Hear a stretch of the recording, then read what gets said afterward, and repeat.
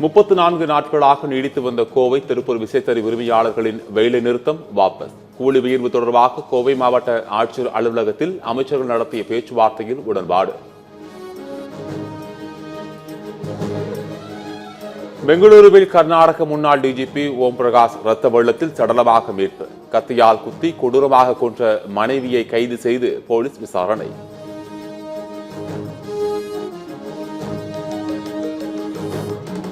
எதிர்க்கட்சி தலைவராக இருந்தபோது எதற்காக கோரிக்கை மனு கொடுக்க ராஜ்பவன் படிக்கட்டுகளை மிதித்தீர்கள்? ஆளுநரை போஸ்ட்மேன் என்று விமர்சித்த முதலமைச்சர் மு க ஸ்டாலினுக்கு பாஜக மூத்த தலைவர் தமிழிசை கேள்வி.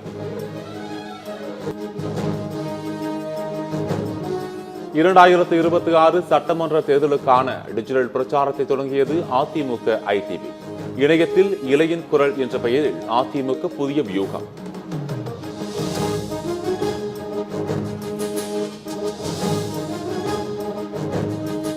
நீட் தேர்வால் உயிரிழந்தவர்களுக்கு அதிமுக கண்ணீர் அஞ்சலி போராட்டம் நாடகம் என சீமான் விமர்சனம். தேர்தல் வரும்போது இது போன்ற நாடகங்களை பார்த்துதான் ஆக வேண்டும் என கிண்டல்.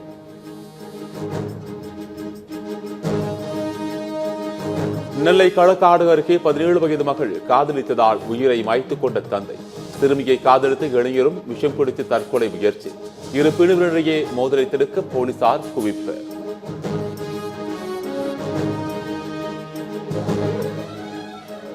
தமிழ்நாட்டில் அதிகபட்சமாக வேலூர் திருவண்ணாமலையில் 104 டிகிரி ஃபாரன்ஹீட் வெயில் கொளுத்தியது. மதுரை, கரூர், பரமத்திகள் 103 டிகிரி ஃபாரன்ஹீட் வெயில் சுட்டரித்தது. சென்னை மீனம்பாக்கத்தில் சதமடித்தது. நெல்லை மாவட்டம் மானூர் மற்றும் அதன் சுற்றுவட்டார பகுதிகளில் சூறை காற்றுடன் பலத்த மழை.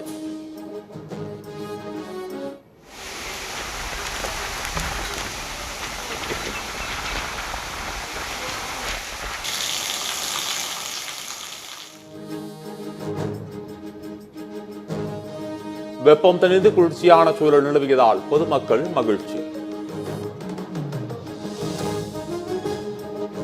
புதுச்சேரியில் பான்லே ஐஸ்கிரீம் விலை நாளை முதல் உயர்வு. குறைந்தபட்சம் 5 ரூபாய் முதல் அதிகபட்சம் 20 ரூபாய் வரை உயர்வு என அறிவிப்பு.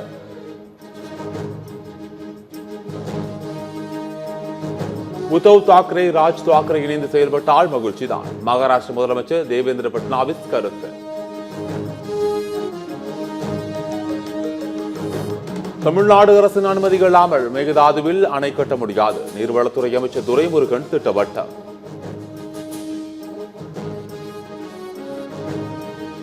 மல்லை சத்யா, துரை வைகோ இடையே சமரசம் செய்து வைத்தார் வைகோ. இருவரும் ஆற தழுவி கட்டியணைத்து மனமிட்டு பேசிக் கொண்டதாக வைகோ பேட்டி. பொதுச் செயலாளர் மல்லை சத்யா அவர்களும் முதன்மை செயலாளர் மதிப்புக்குரிய துரை வைகோ அவர்களும் மனம் விட்டு பேசினார்கள், உள்ளம் திறந்து பேசினார்கள். வார விடுமுறையால் உதகை, கொடைக்கானல், ஏற்காடு, குமரி போன்ற சுற்றுலா தலங்களில் குவிந்த மக்கள்.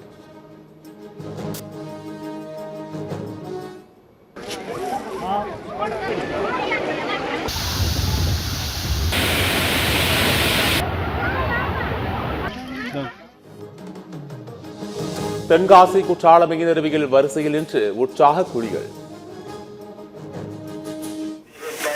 எண்ணெய் போன்ற வேதிப்பொருள் ரூபாய் 500 அபராதம் விதிக்கப்படுவதுடன் காவல்துறை மூலம் நிலவும் ஆண் பெண்.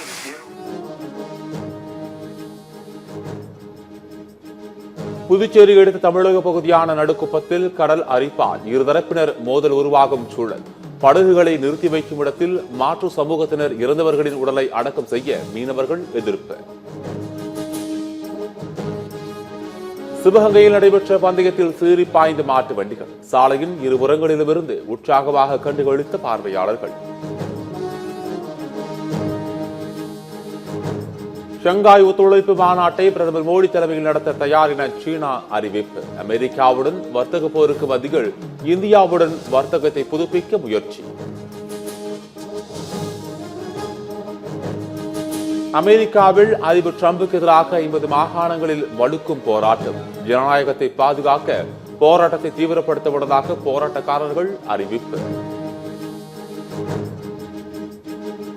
போரிட்டால்தான் ஹமாஸ் குழுவினரால் இஸ்ரேலுக்கு அச்சுறுத்தல் இருக்காது. இஸ்ரேல் பிரதமர் பெஞ்சமின் நெதன்யாகு நம்பிக்கை. இந்தியாவில் தஞ்சமடைந்துள்ள ஷேக் ஹசீனாவை நாடு கடத்த வங்கதேசம் தீவிரம். ரெட் கார்னர் நோட்டீஸ் பிறப்பிக்க வலியுறுத்தி இன்டர்போலுக்கு கோரிக்கை.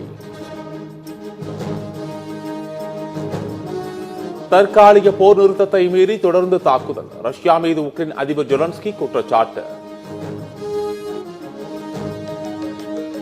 சண்டிகரில் நடந்த IPL போட்டியில் பெங்களூரு அணி வெற்றி. 7 விக்கெட் வித்தியாசத்தில் பஞ்சாப் அணியை வீழ்த்தியது பெங்களூரு அணி.